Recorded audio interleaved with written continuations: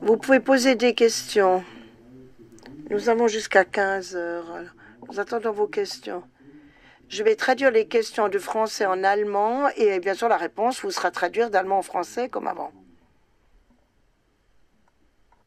Ja, da hinten. La question devrait être posée dans un micro, du moins la traduction, parce qu'en ça on n'entendra rien.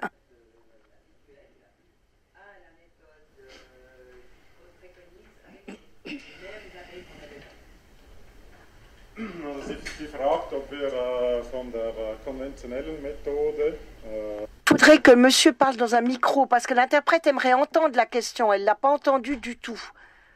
Ça serait gentil de parler dans... Merci, monsieur. Frage war, ob wir von der konventionellen Methodik Vous voulez que je traduise la question? Vous l'avez entendue. Bon. mit denselben Bienen. Ja. Alors, voilà la réponse. Bien sûr qu'on peut. Mais il faut laisser essaimer. On peut ensuite mettre les essaims dans des Schiffer trees. On peut aussi faire un essaim artificiel en prenant une population qu'on enlève, comme on fait ça quand il y a la loque, par exemple, et après on met cette population dans un Schiffer tree. Pour moi, il n'y a pas de contradiction. Si quelqu'un veut une détention conventionnelle, mais voudrait avoir une mesure compensatoire pour toutes les populations qu'on utilise économiquement, disons, dont on a une utilité commerciale, on pourrait peut-être faire une population pour qui on n'a pas d'utilité commerciale directement. Ça serait déjà une bonne chose. Nous avons 30 populations dans des Schiffer trees depuis le printemps. Nous en avons vu de nombreuses où nous mettons des essaims normaux. Et nous avons vu beaucoup d'abeilles autour de l'arrivée, ou le point de vol. On a vu qu'il faut d'abord que ces abeilles se refassent une santé parce qu'elles viennent de populations beaucoup trop grandes, elles doivent se réhabituer à une taille normale. On en a déjà vendu beaucoup, enfin 180, et chacun qui achète un Schiffer tree, tout ce que je voudrais qu'on me donne des données, qu'on me fournisse des données sur ce qui se passe. Je ne veux pas d'argent. Dites-moi qui vous mettez, où est ce Schiffer tree, quel est le taux de survie. Nous avons besoin de ces données. Autre question?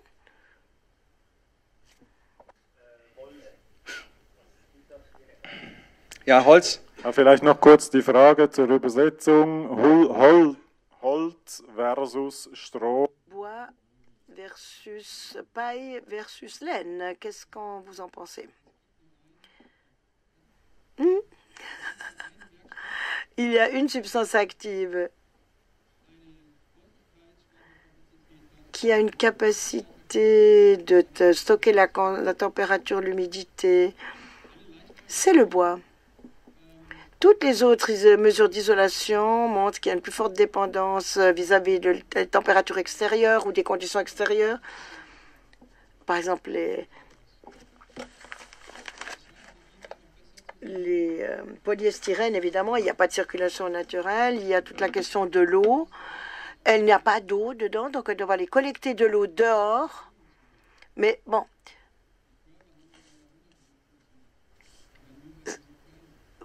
les abeilles peuvent d'ailleurs parfaitement suffire en allant chercher l'eau dehors. Ce qui compte, c'est qu'elles n'aient pas de moisissure. C'est ça qui les tue. Et le concept à la base du Schiffer tree était d'imiter les conditions physiques d'une souche normale. Donc, il y a la question de la chaleur et tout aussi la circulation d'eau antibiotique. Et nous pouvons simuler différents climats. Et si j'ai du chêne, c'est beaucoup plus humide dedans que si je prends du pin. Donc, on voit qu'on peut reprendre des bois locaux, là où les abeilles se sont installées. Et nous simulons les conditions de ces différentes cavités.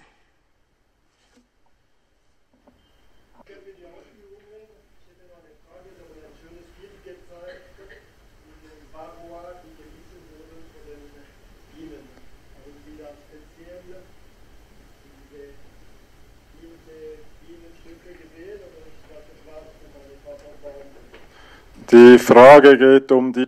Il s'agit des varroas qui ont été montrées. Elles étaient mordues par les abeilles. Elles se retrouvent également dans les ruches traditionnelles ou seulement dans des ruches naturelles.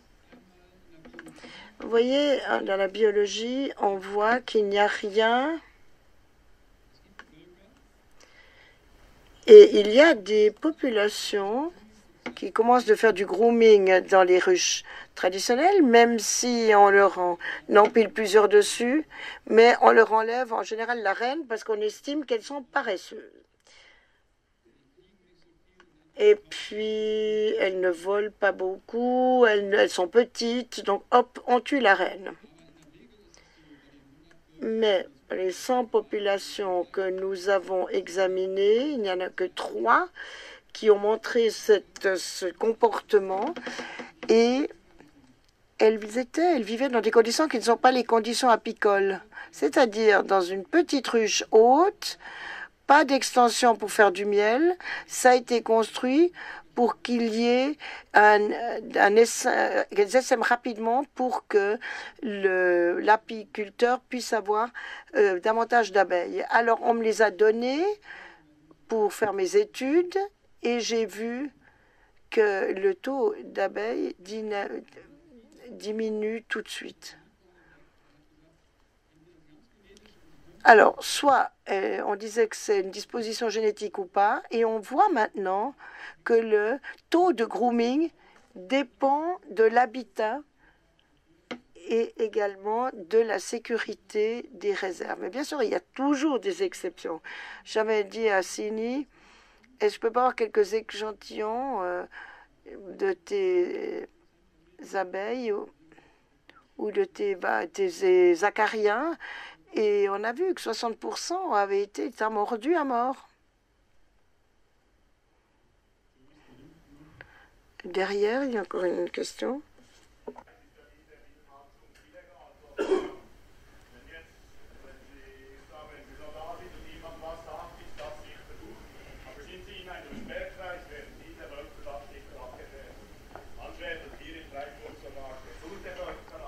Ja.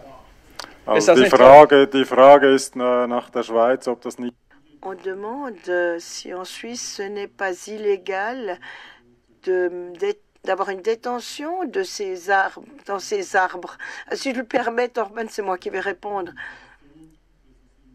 En Suisse, il n'y a pas d'obligation de traitement parce que les apiculteurs subissent des pressions considérables de la part des autorités. En Allemagne, il y a cette obligation de traiter. Nous ne l'avons pas, Dieu merci. Et il n'y a pas de possibilité juridique pour lutter contre ce type d'apiculteur. Alors maintenant, il faut faire jouer la logique. Depuis 2014, l'Office fédéral de l'environnement, nous avons retenu par écrit que pour l'abeille mellifère, il s'agit d'un animal sauvage et pas seulement d'un animal de rente. Ça, c'est une question fondamentale. On y a planché pendant 1 an avec Emmanuel Hurler comme conseil scientifique, avec l'ancien collaborateur Francis Cordio, qui est quelque part ici, je sais qu'il est là. Et donc, l'abeille est aussi un animal sauvage et ne devrait pas être évidemment protégé en tant que tel. C'est assez simple. Si vous écrivez dessus abeille mellifère, vous êtes en conflit avec la loi sur les épizooties. Si vous écrivez frelon, vous êtes des écologistes et des protecteurs de la nature. Donc, il ne faudrait pas parler de détention d'abeilles mellifères. Et ce qu'on a ici, ça n'a rien à voir avec l'abeille mellifère. Ce que nous voulons, c'est donner une infrastructure, redonner une infrastructure écologique à la nature. qui n'existe plus. Et là, il y a toute une microfaune. Le biologiste pourra mieux me l'expliquer.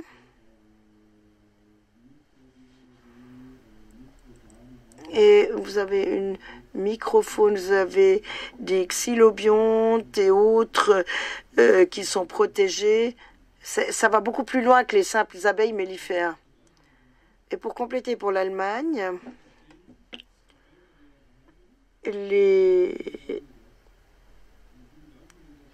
alors, la loi sur les épizooties des abeilles nous dit que toutes les abeilles qui vivent dans une ruche traditionnelle sont soumises à l'obligation de traitement. Or, le tree est une simulation justement d'une cavité de souche et est prévue pour tous les animaux. Aussi pour les chauves-souris, pour les frelons. Si vous avez, par exemple, une ruche conventionnelle pour frelons et que vous avez des abeilles qui s'y installent, que voulez-vous? Vous n'allez pas non plus traiter ensuite ces abeilles qui vivent sauvages dans la forêt avec de l'acide formique. Donc, vous ne faites même pas de l'apiculture ni de détention. C'est simplement compenser l'espace, l'habitat que ces animaux perdent à cause de nous. Et les abeilles en font partie. Et il est très important d'avoir des vétérinaires lorsqu'il y a une surpopulation des varrois dans des détentions conventionnelles. Mais toutes les enquêtes scientifiques à ce propos ont montré la même chose. Et je vais me fonder là-dessus. L'idée que ces épizooties, elles viennent des animaux qui vivent en liberté, sauvages, c'est pas nouveau. Parce qu'on a tué 300 000 populations sauvages parce qu'il y a eu la loque américaine. Et ils ont adopté la loi la plus dure en la matière.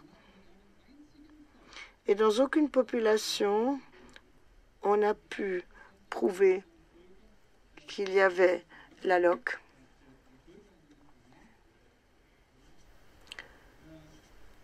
Donc, c'était les populations des apiculteurs traditionnels. Et dans les années 50 et 60, on a fait encore des études et on a trouvé 2 populations qui avaient la loque. Et elles vivaient d'ailleurs dans un grenier. Et il y a un seul cas où on trouverait ça, c'est en Australie. On aurait trouvé un cas de loque. Il y a des milliers de cas, des centaines de zones qui sont fermées.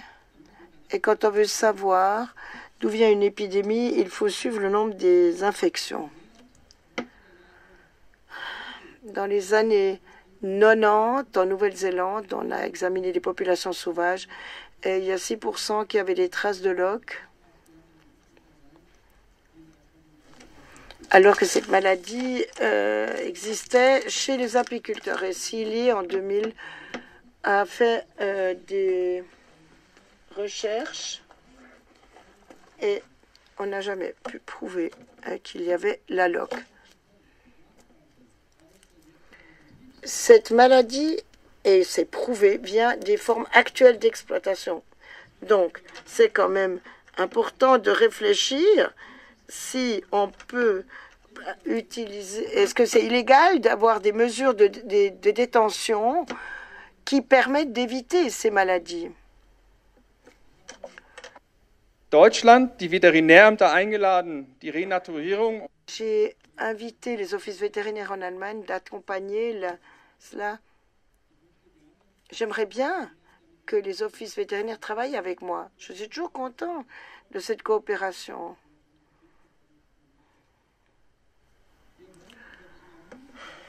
Mais c'est pour ça que j'ai aussi besoin du Shepherd Tree. Parce que nous voulons prouver que cette maladie ne se produit pas dans une détention conforme. Et sur cette base, nous allons mettre à disposition ces arbres pour libérer les animaux de cette détention. Et nous voudrions que cette loi soit revue parce qu'on ne savait même pas à l'époque, quand on a fait cette loi, que c'est exactement la varroa. Et c'est quand ces maladies sont survenues, on a maintenant tous les détails, on a fait toutes les recherches et on sait qu'il y a un facteur d'adaptation. On connaît tout ça. Mais l'adaptation qui a eu lieu à Cornell, dans les forêts, a eu lieu dans toutes les forêts. Et la sélection naturelle fonctionne. Oh, oui, là, ça fait 1 heure d'affilée. Là, ça devient vraiment... Je crois que c'est maintenant vraiment la limite, dit l'orateur. Merci beaucoup, monsieur. Comme il y a encore 2-3 questions...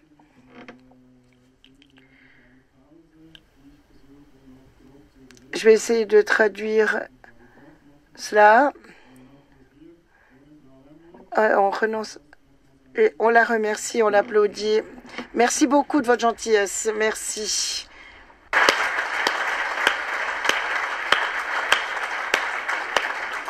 Sie dürfen übrigens nachher die ganzen Headsets dürfen Sie liegen lassen. Wir räumen die nachher auf. Da müssen Sie nicht raustragen. Einfach liegen lassen. Und jetzt machen wir das unter uns, ohne Übersetzung. Ich werde versuchen, das einigermaßen zu übersetzen. Gut, wir hatten zuerst noch die Frage hier.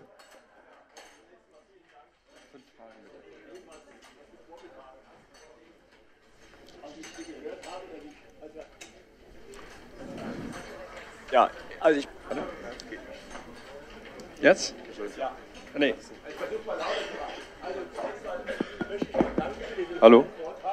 Und ich habe eine unheimliche Menge gelernt, obwohl ich schon seit 10 Jahren imkere, aber es treibt mich eine ganz andere Frage nach um. Wir haben das Problem, wir können natürlich diese Lösung machen. Wir werden kleine Inseln schaffen, wo wir auch kleinen Orten sozusagen Biodiversität wieder schaffen können. Aber großflächig, die Masse, 99,9% aller Imker, wird weiter so imkern. Das heißt zum Beispiel für mich, ich wohne in einem Gebiet, wo es im Sommer in meinem Umkreis meiner Bienen 500 Wanderimker sind. Meine Bienen haben gar keine Chance, hätten gar keine Chance, sich zu vermehren ohne die anderen Bienen. Die machen sie einfach platt.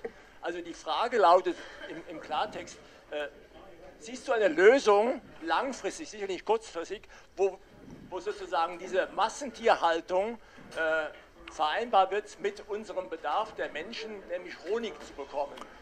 Alors la question c'est est-ce qu'il y a une solution à long terme parce qu'ils pensent que la plupart des apiculteurs vont quand même continuer à faire l'apiculture conventionnelle.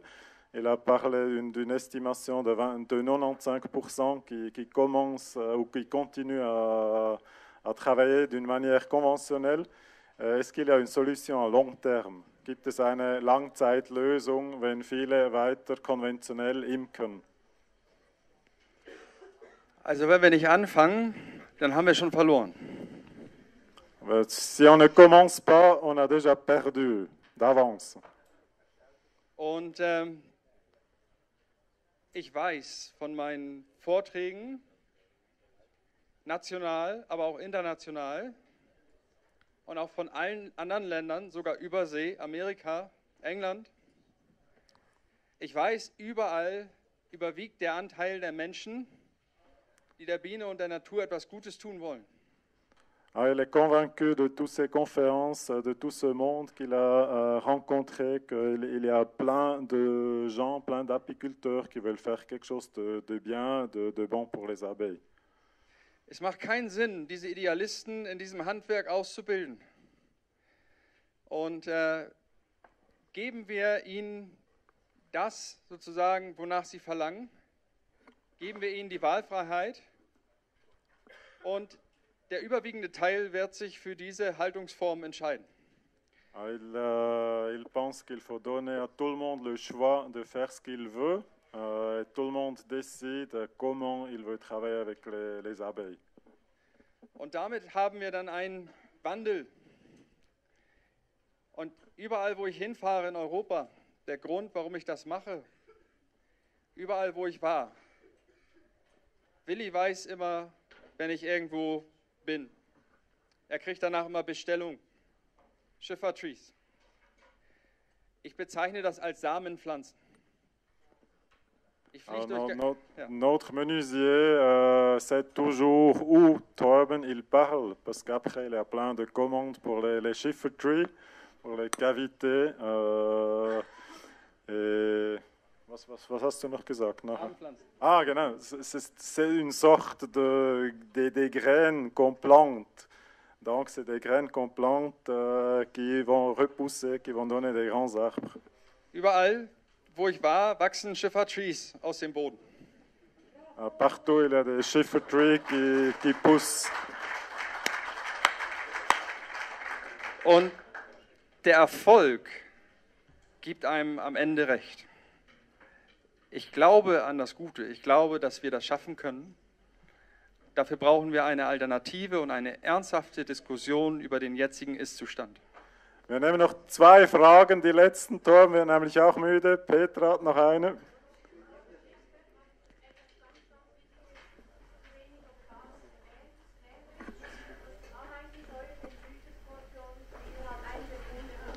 Elle dit qu'il y a un manque d'informations de la part de Torben, parce qu'elle connaît très bien ce que Torben il enseigne.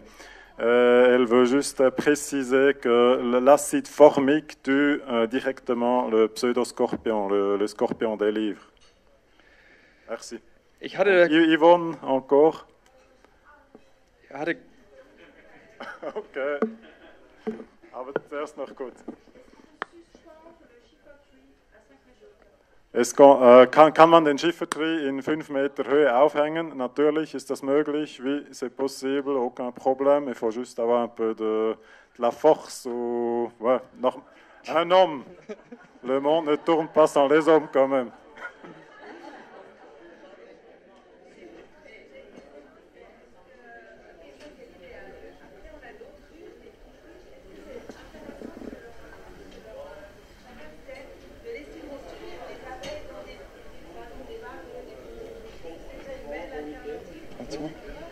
Also die Frage ist, oder, das sind eigentlich die idealen Habitate, oder das ist die Simulation vom idealen Habitat.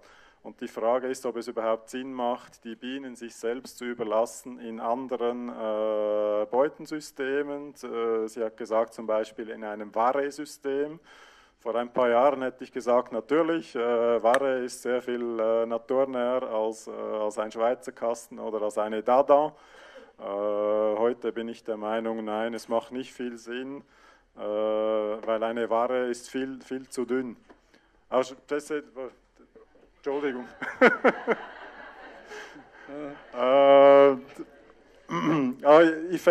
Ça fait pas beaucoup de sens d'avoir des abeilles laissées à eux-mêmes.